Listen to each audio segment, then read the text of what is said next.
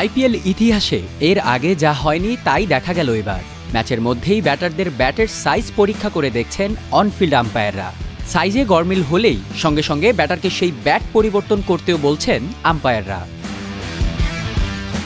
ব্যাটাররা ব্যাটের যেখানে বল লাগানোর চেষ্টা করেন সেটিকে সুইট স্পট বলা হয়। ব্যাটের আকার একটু বড় করে ওজন বাড়ানোর চেষ্টা করেন অনেক হার্ড হিটার ব্যাটার।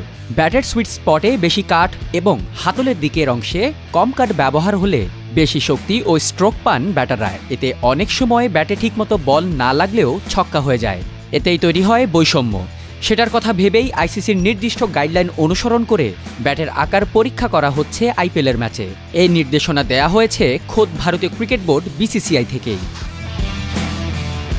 ক্রিকেটের নিয়ম অনুযায়ী ব্যাটের দৈর্ঘ্য প্রস্থের নির্দিষ্ট সীমা রয়েছে। ব্যাটের মোট দৈর্ঘ্য ৩৮ ইঞ্চি অতিক্রম করতে পারবে না। প্রস্থে কোনোভাবেই ৪.25 ইঞ্চির বেশি হতে পারবে না। ব্যাটের পুরুত্ব হবে সর্বোচ্চ ২.64 ইঞ্চি এবং ধারের বা প্রান্তের পুরুত্ব ১.56 ইঞ্চির বেশি হওয়া চলবে না। ভারতীয় সংবাদ মাধ্যম ইন্ডিয়ান এক্সপ্রেস জানিয়েছে, আইপিএলে চলতি মৌসুমের আগেও ব্যাট পরীক্ষা করা হয়েছে। তবে সেই পরীক্ষা করা হয়েছে ম্যাচের আগের রাতে। কিন্তু এই প্রক্রিয়ায় ফাঁকও রয়েছে। রাতে ব্যাট পরীক্ষা করিয়ে ম্যাচে অন্য ব্যাট নিয়ে নামার ঘটনাও ঘটেছে অনেক। তাই তো এবার ক্রিজে নামা ব্যাটারদের ব্যাট সরাসরি অনফিল্ড আম্পায়াররাই পরীক্ষা করে দেখছেন।